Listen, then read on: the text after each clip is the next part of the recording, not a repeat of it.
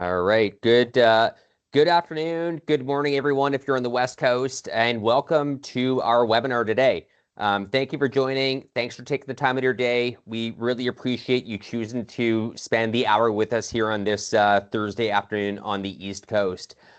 So over the next 40 minutes, we are going to discuss some of the reasons why and how 95% of AI pilots fail. We are going to equip you with the right strategy, inputs, and the right roadmap to ensure that you can avoid a lot of the common pitfalls and challenges, and also provide you with a blueprint to make your M365 Copilot successful. So let's get started. And if we can move to the next one there, please. Just by way of introductions, my name is Jeff Schwalm. I'm the Director of Sales here at Creospark. I've been tech-focused over 20 years in my career in various sales and sales leadership roles, really helping customers can optimize their IT, future-proof their solutions, and ultimately ensuring that technology can help drive tangible business outcomes. Leading our session today is my colleague, Carolyn Gjerde. Carolyn heads up our technology analyst team here at Creospark. Absolutely one of the driving forces behind our Copilot readiness and SharePoint modernization work. She is certified across Modern Work, Power Platforms, and Dynamics 365 CRM. Really brings a rare mix of strategic thinking and hands-on experience, helping our customers connect the dots between tools like SharePoint, Viva, Copilot, ultimately creating clarity in their digital workspace. And, as we move forward, and you can flip to the next slide, please. As we move forward into today's content, I feel it's really important to spend a moment to set the stage. And so to that effect, I really want to just share a quick snapshot of who we are and why so many organizations trust Creospark with their Microsoft journey. So as an organization, we were founded in 2017. We've been focused on Microsoft services since day one. And that specialization and focus has helped us grow quickly and deliver consistent client value. We do possess 7 Microsoft Advanced specializations. These things are earned, not bought, and they really do reflect our deep technical expertise and proven delivery in areas like modern work, security, and Azure. We do have dual headquarters both in Toronto, Ontario, and Davis, California. We are a proud Canadian and North American organization. This gives us the flexibility and ability to support our customers across multiple time zones, both with local currency and context. Lastly here, we are about 120 people strong, over 35 individuals on the technical delivery side, certainly big enough to scale, but still very agile and personable. You'll never feel like another ticket in a queue or a number. Our team brings decades of experience helping businesses like yours modernize, optimize, and grow. So if we move over to the next one, we can really focus on some of the tight integration, relationships, and alignment with Microsoft that bring benefits to our customers. And I just wanted to spend a moment here on the solution areas that we focus on. And so first off is modern work. We can help your organization unlock productivity with tools like Copilot and agentic AI, which is why we're here today. Build engaging intranets and portals, and modernize collaboration with elements like Teams, SharePoint, and OneDrive. Whether it's a full enterprise migration or a digital experience refresh, we've done it time and time again. Moving on to security, it's become simply foundational today. We manage endpoints, mobile devices, implement governance and compliance solutions, and bring resilient AI Azure infrastructure with Windows 365, AVD, and backup solutions, all designed for business continuity. In terms of process transformation, we help digitize and automate with Power Platforms, D365 and AI, from low-code applications to data analytics. With Power BI and Fabric, we streamline workflows and unlock multiple insights for your organization. Lastly, too, just rounding it out, we can absolutely provide a fully managed IT experience or support your organization while augmenting your team with ongoing maintenance and support efforts. Now, before I pass it over to Carolyn for the actual content and the reason that we're all here today, and you can just move to the next one if there is one, just wanted to spend a moment on a few housekeeping items.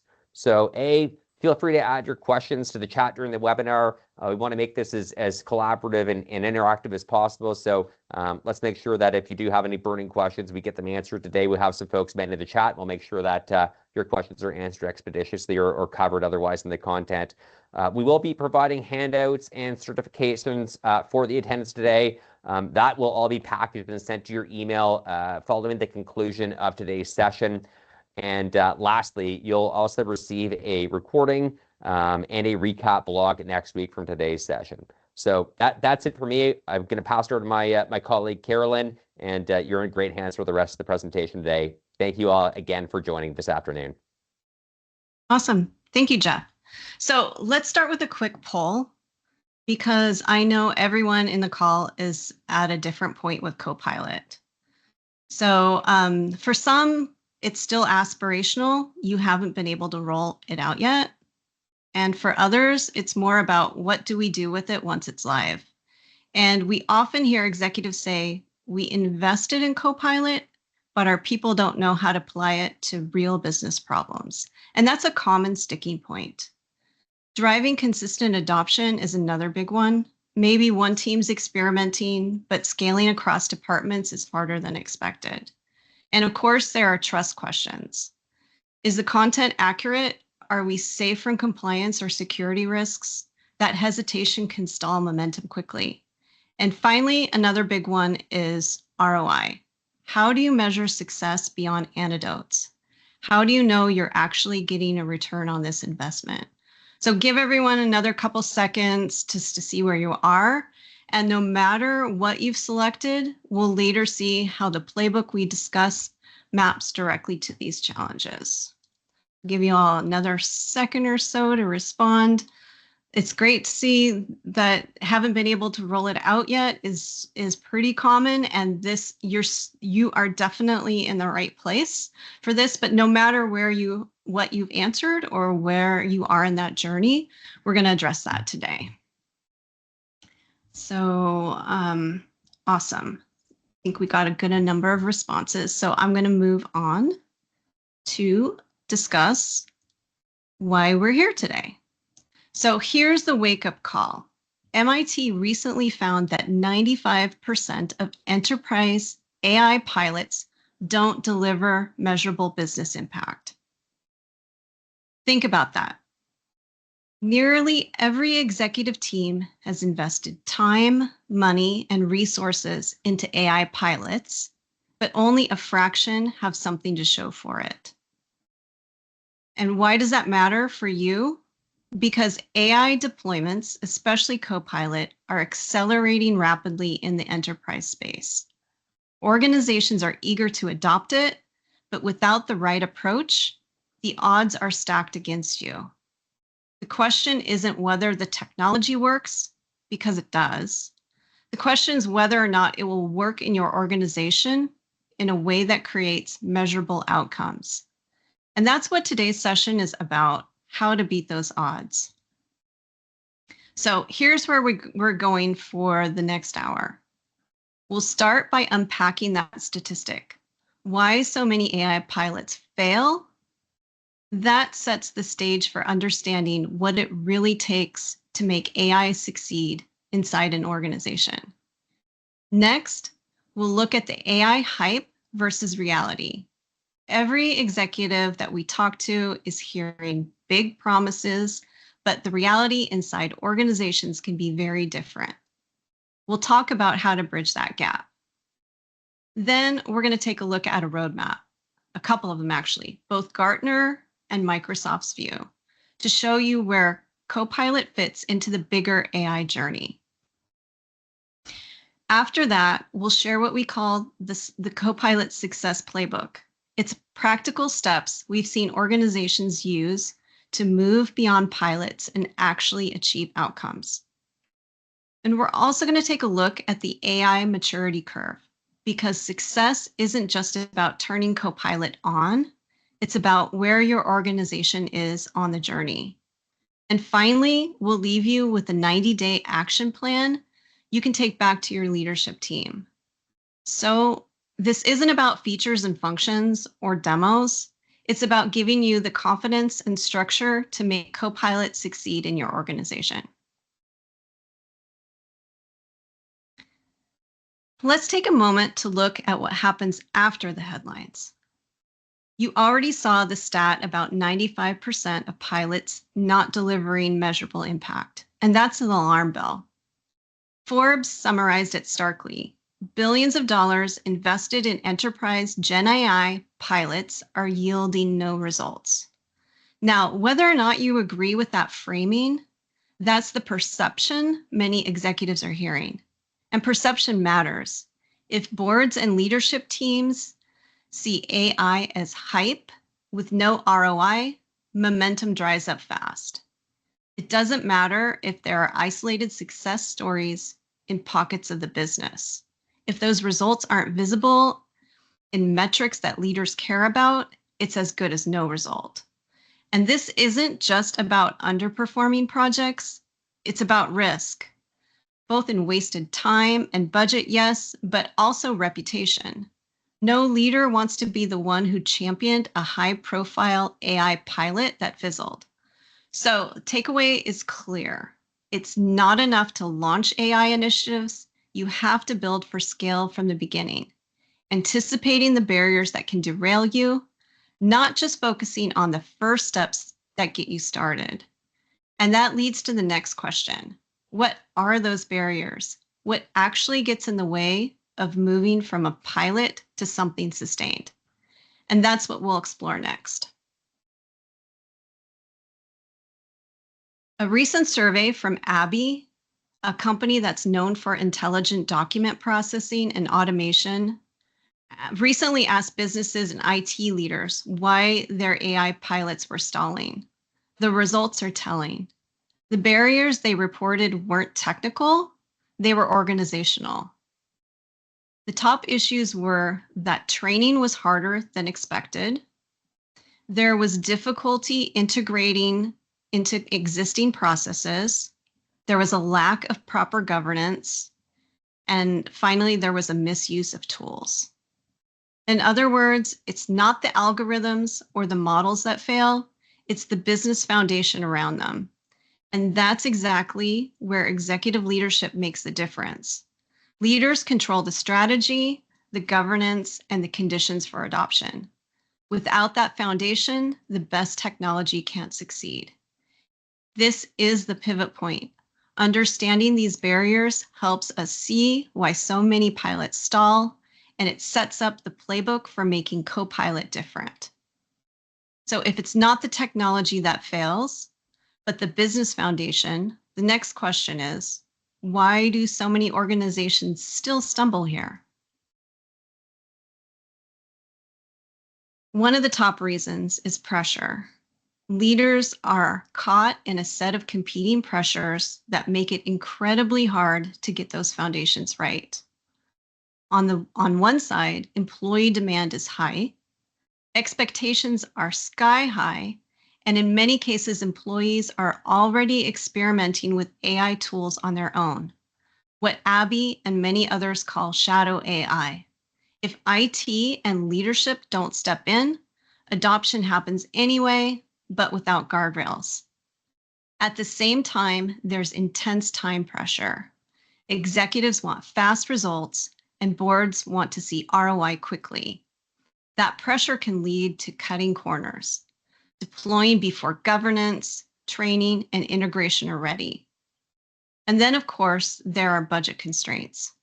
Most organizations expect only modest increases in AI spend, which means leaders are being asked to prove big value without big investment. When you put it all together, this is where you have the hype versus reality gap. The excitement's real, demand is real, but without resources, governance, and integration, the business value is hard to deliver. These competing pressures don't stay abstract. They show up in very real ways across AI projects. Here's the pattern that we see most often. It begins with the launch. So many times, leaders that want quick wins, so a pilot kicks off with limited strategy or planning. Next, the foundations get skipped. So governance, integration, and adoption are treated as afterthoughts because the focus is on speed. And that leads to the third stage, unclear value. Because KPIs weren't defined up front, even small wins aren't visible or measurable to leadership. And finally, momentum fades. Employees lose interest, leadership loses confidence, and the pilot stalls out. This is the cycle that drives the 95% statistic MIT highlighted. And many of you may recognize parts of it in your own organizations. So the real question is, how do we break that cycle? How do we make sure Copilot avoids these traps and scales into real impact? To answer that, we need to zoom out and look at the bigger AI journey, and that's where the roadmap comes in. Gartner has mapped out an AI roadmap that CIOs and executives use as a reference. It covers 7 dimensions: strategy, value, organization, people and culture, governance, engineering, and data. The key takeaway isn't that you need to master every detail. It's that successful AI adoption touches all of these areas. It's not just an IT initiative or a line of business project. It's organizational. This is another reason many pilots stall. They treat AI as a tool rollout, not as a business transformation. The roadmap reminds us that AI success is about connecting people, processes, and governance to strategy. And this is where Microsoft 365 Copilot fits, not as a standalone experiment, but as part of an organization's broader AI journey. So Gartner gives us the enterprise-wide map, the dimensions every organization has to consider. Now let's zoom in on Microsoft's perspective. Their maturity model focuses on how organizations actually progress with AI over time, especially inside Microsoft 365. Microsoft emphasizes that AI maturity is not just about technology, it's about people, their readiness, their confidence, and culture around responsible use. So at the beginning, people do it all themselves. There's no AI in the picture. Then in the second stage, we see the first signs of AI. Employees use specific tools here and there, but it's not consistent. As maturity grows, people are routinely helped by AI. Copilot becomes a regular assistant in their daily work.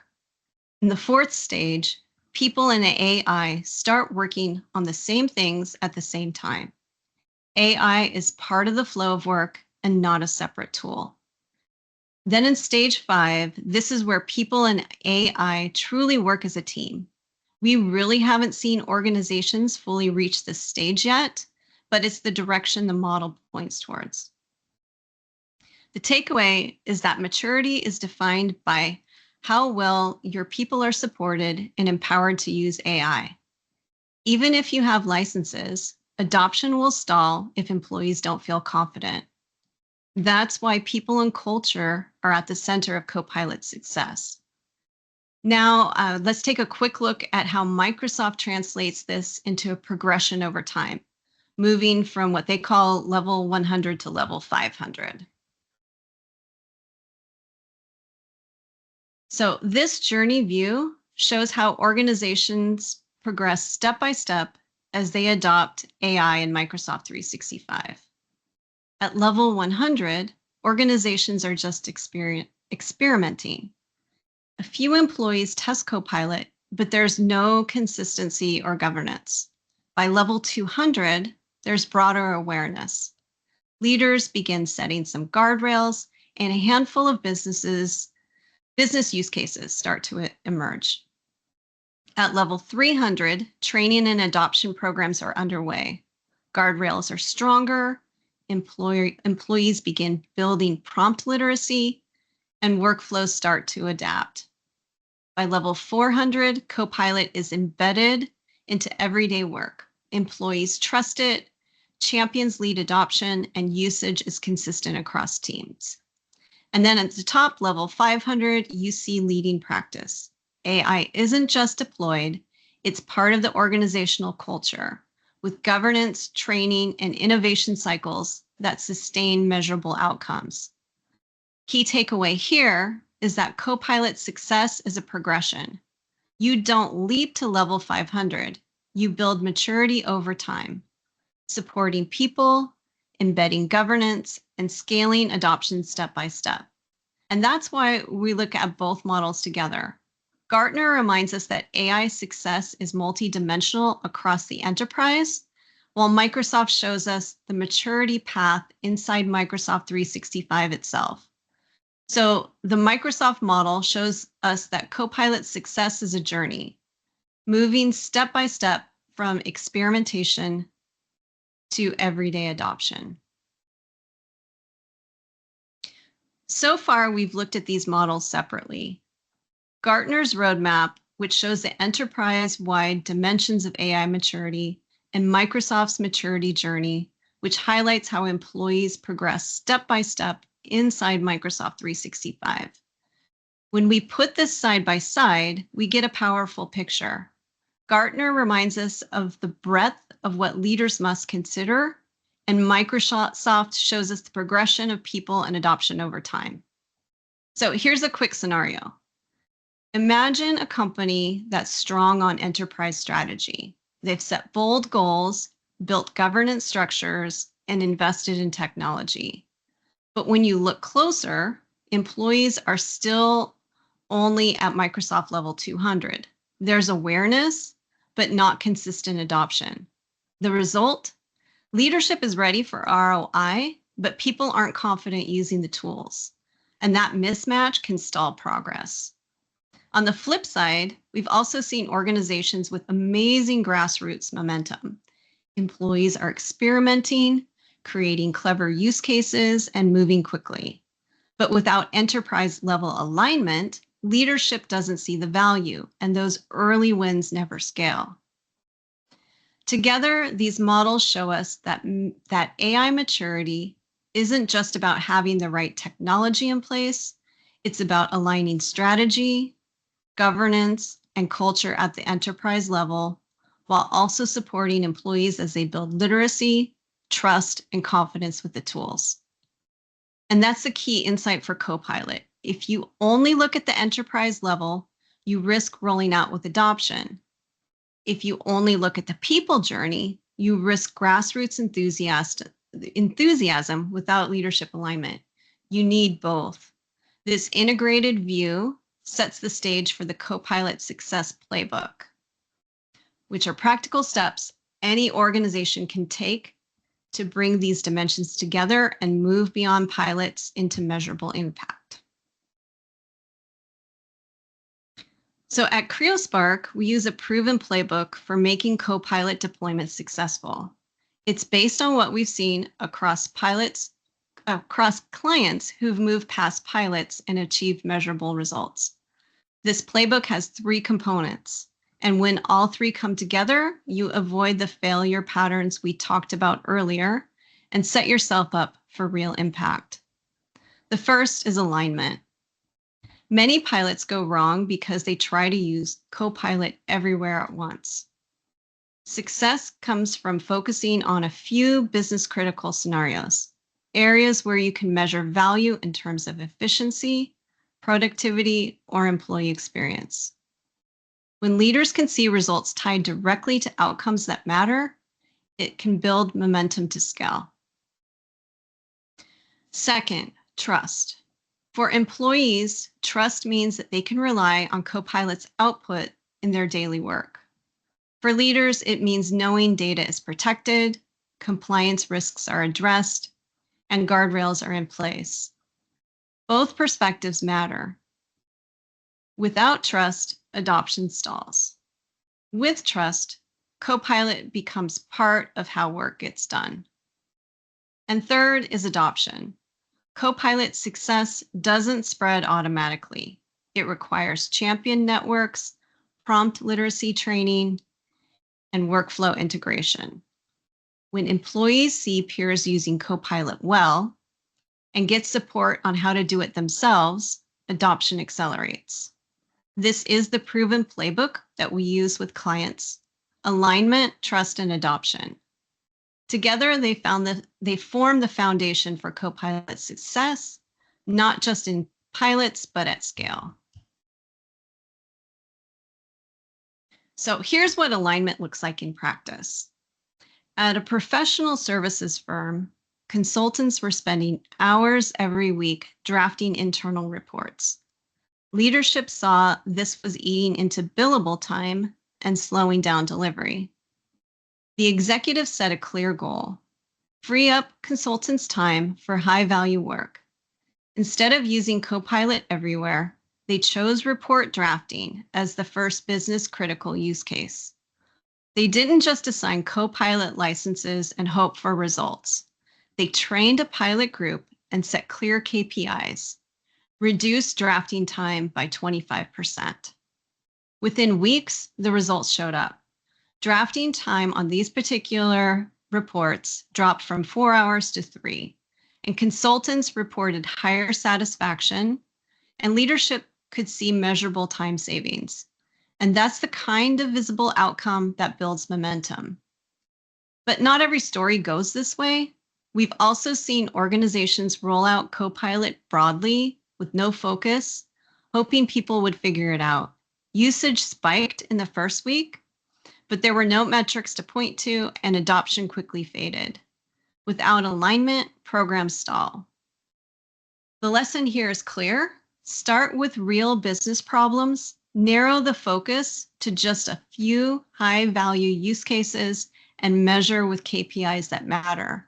Those 3 things come together to create the credibility to scale. The second component of the playbook is trust. If employees don't feel safe using Copilot, adoption will stall. And if leaders don't feel confident the right protections are in place, sponsorship will stall. Trust has to be built on both sides. Take the example of a financial services firm. They gave employees early access to Copilot, and people were excited. But within a week, the questions started flying. How accurate is this? Can I trust it with client data? What happens if sensitive information shows up in a draft? Leadership quickly realized that they needed to get ahead of this. First, they strengthened data protections with Microsoft Purview and compliance policies. Then they made those protections visible by clearly communicating. Here's what Copilot can access, here's what it can't, and here's how sensitive data is safeguarded. They also set sensible access boundaries, giving different groups different levels of use depending on their roles and responsibilities. That clarity helped employees feel confident experimenting without fear of getting it wrong. And finally, they built transparency into the rollout so employees understood how Copilot was working in the background. The transferable lesson is this: trust isn't a single policy or announcement, it's the combination of protecting data and compliance, setting role-based boundaries, and building transparency so employees know how Copilot works. When you bring those pieces together, you create confidence that allow adoption to scale. The third component, we've talked about it in other spots too, is adoption. And adoption doesn't happen by accident. If you simply make Copilot available, people will try it once or twice, maybe ask it to draft an email or summarize a meeting, but then often usage fades. To succeed, adoption has to be intentional. Consider the case of a global manufacturer rolling out Copilot. At first, employees were curious, but after a week or 2, usage was flat. People didn't know when to use it, or if they got back a bad result, they lost confidence. So leadership shifted their approach. They launched a champions network, a group of early adopters in each department who modeled effective use cases and shared tips with their peers. They also invested in training focused on prompt literacy. Not generic demos. They started with that, but soon moved to real world scenarios. How to use Copilot to prepare things like supplier briefings, summarize safety reports, and generate product documentation.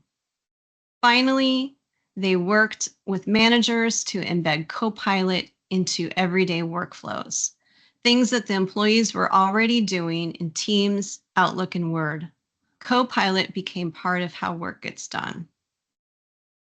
Within 3 months, Copilot usage doubled, and surveys showed higher confidence in the tool. Most importantly, employers reported they were saving time on routine work and redirecting energy to high-value tasks. We've also seen the opposite. In one organization, licenses were handed out broadly, but no training or champions were in place. After the first week, usage dropped off sharply. Employees decided Copilot was interesting, but not useful, and leadership struggled to resist momentum. The transferable lesson is this: adoption accelerates when 3 things come together. Champion networks to lead the way, prompt literacy training focused on real scenarios, and embedding Copilot into everyday ways that people work. With those in place, you move from trial and error to scaled adoption. And when you put all 3 components together, alignment, trust, and adoption, you create the conditions for Copilot success at scale. So we've already taken a look at what failure looks like and how it happens. Stalled pilots where adoption fades, trust is shaky, leaders can't point to measurable outcomes. And that's the 95% story. But when we define Copilot success, it consistently comes down to 5 things. The first one is measurable productivity gains.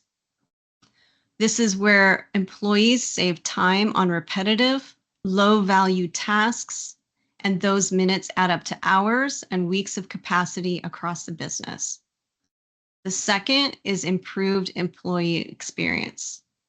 This is staff can feel supported by AI, not burdened or threatened by it. Instead of fighting with digital tools, they feel like Copilot helps them work more productively and with less friction. The third is that demonstrated ROI and business impact.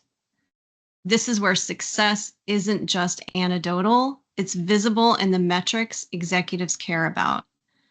Could mean faster sales proposals, smoother onboarding, fewer hours in meetings, just improved throughput in multiple places across the business.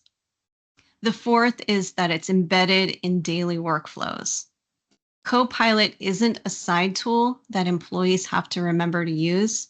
It's naturally part of Microsoft apps that people use every day in Outlook, Teams, Word, SharePoint. It's pretty much everywhere at this point.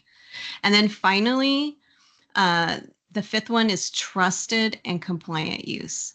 Leaders know data is safe and compliant, and employees know they can trust the outputs to be grounded and responsible. When all 5 of these come together, that's when Copilot stops being a pilot project and starts becoming a real driver of business value. So the question becomes, how close is your organization to this picture?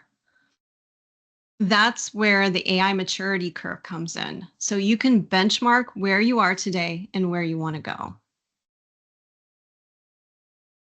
So we've looked at models, but let's bring this back to you.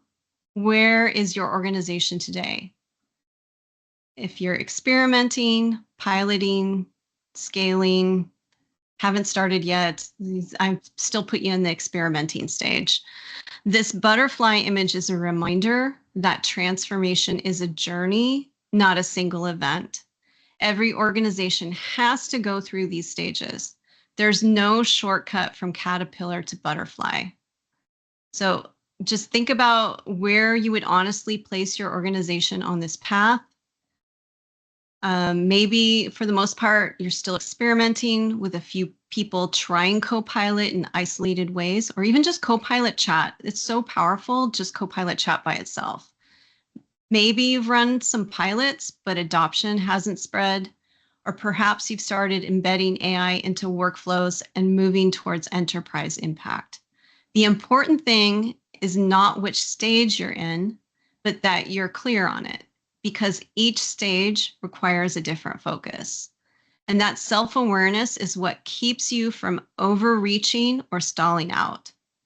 So let's make that concrete. If you're wondering what the next 90 days could look like, here's a roadmap that we recommend.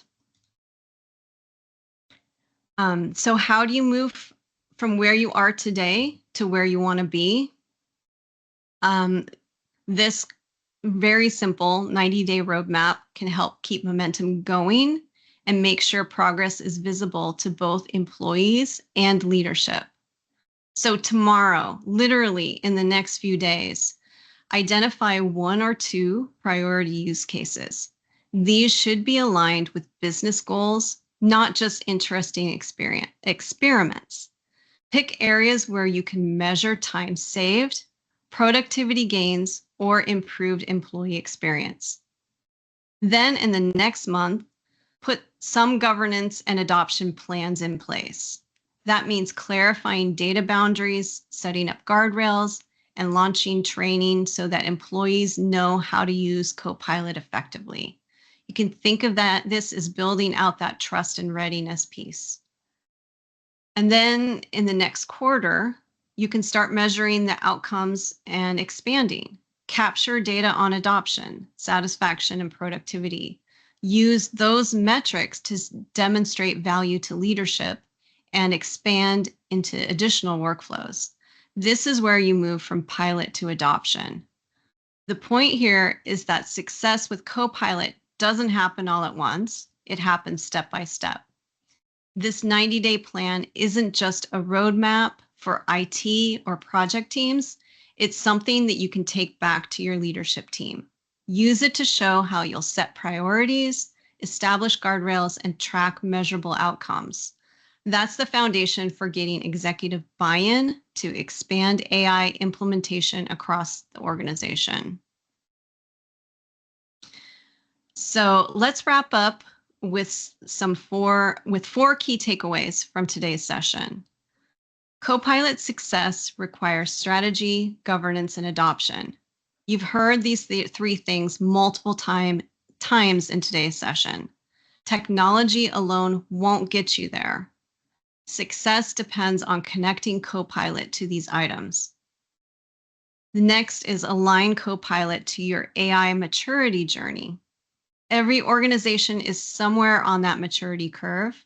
What matters is being honest about where you are and taking the next step forward rather than trying to leap ahead all at once.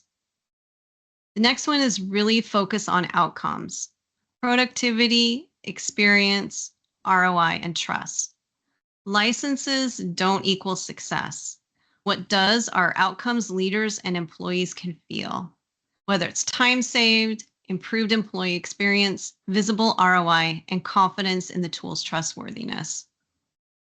Last one is that leaders set the tone for trust, adoption, and scaling success. Executives play a critical role. When leaders model trust, support adoption, and link AI to strategic goals, organizations move from experimentation to impact at scale. So just a quick note, if all of this feels a little overwhelming, you don't have to navigate this alone.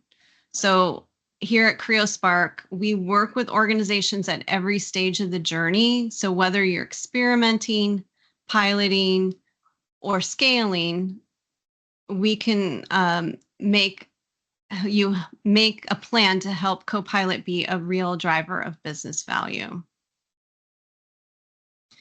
And I believe this is going to be part of the handout. I'm just sharing the references from the earlier reports. The Forbes article that kind of went viral a few weeks ago, the Abby report, which is brand new, just came out a week or 2 ago, the link to the Gartner Roadmap and the Microsoft Maturity Model.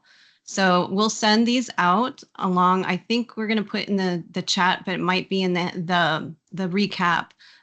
We have a 90-day action plan where you can use it as a checklist on items on how you move forward with this, along with one of the Creospark associates may be following up to check in to see how we can help you with that Copilot journey. So with that, I know that there's a couple of things, at least in the chat, that I wasn't able to glance at. So let's take a quick look at that and see if you all have any questions.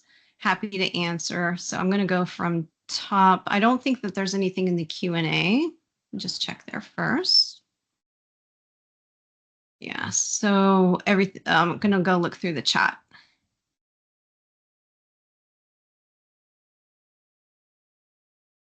I think the first one, somebody was looking for, tell me how to, they're not here probably, but how to build AI pilots.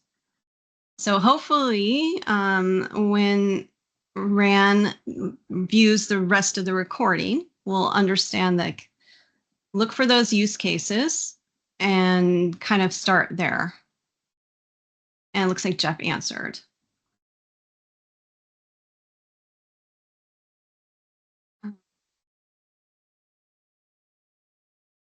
See.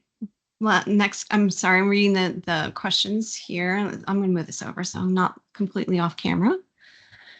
Stakeholders see the value in doing discovery work that should be done first has been our main challenge. Staff just wants to start using it. So yeah, so Aaron, that's the challenge of where you have really a lot of grassroots enthusiasm before it's really ready. So hopefully, put the guardrails in place alongside of that enthusiasm, and then hopefully that kind of helps with the adoption. Budget, timing for admins and end-to-end users. Budget's always a problem, and getting it just approved is can be challenging.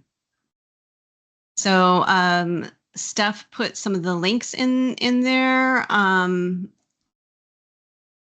Hopefully, the resources slide is there, and the 90-day action plan. So any other questions that people might have? Give you another minute or so to put something in the chat. How can organizations handle resistance? That's a very good question.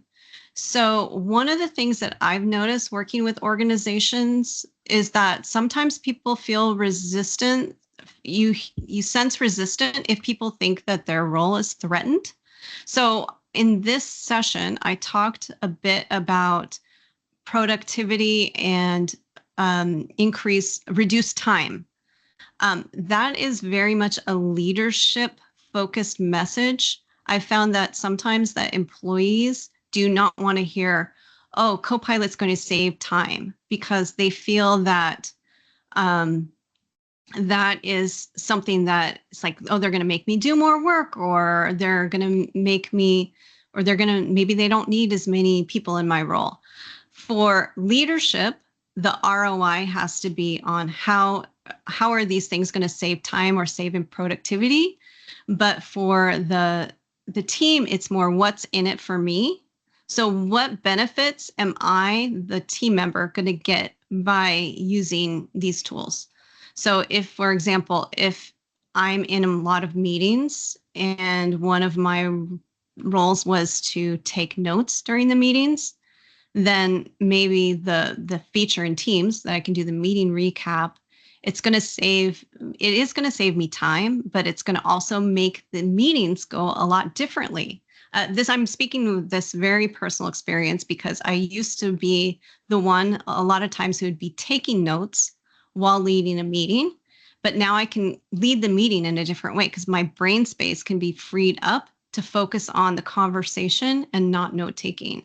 So what's in it for me is going to be different for different parts of the organization, but there is a little bit of a different approach from how you're going to talk to leadership versus how you're going to talk to employees. And part of that skepticalness also is, how do I know that this information is accurate, right? So again, talking about making sure that that information that Copilot is pulling from is accurate.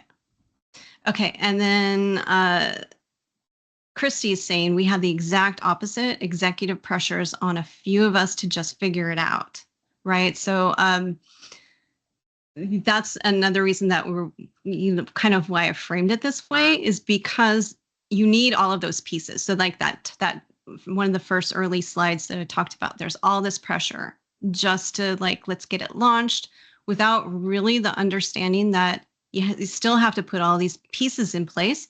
And again, if you look at that Microsoft journey, you're not going to get there without like putting the effort and putting all the steps in place. But maybe that's okay. Like, it's resetting expectations too on what success looks like.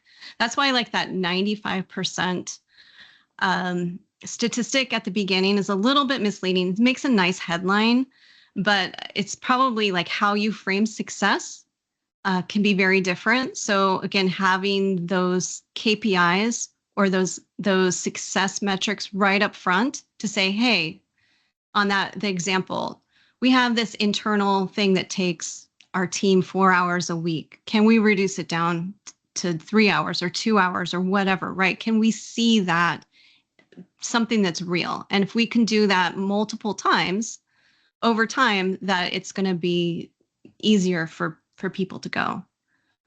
Yeah, I'm glad that you think that these slides are going to help. Anyone else have anything? We have a few more minutes. See if anyone has any other thoughts that they want to answer. Again, I was trying to make this just really kind of an easy, methodical method to kind of frame what success could look like.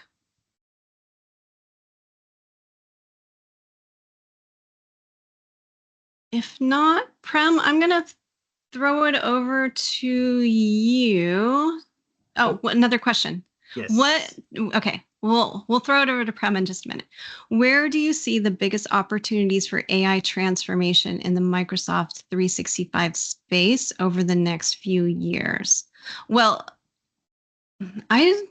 me personally, I don't know if I have like a real idea of this, because it feels like right now, it's for most organizations, it's really talking about adopting the tools that were released within the last 2 years.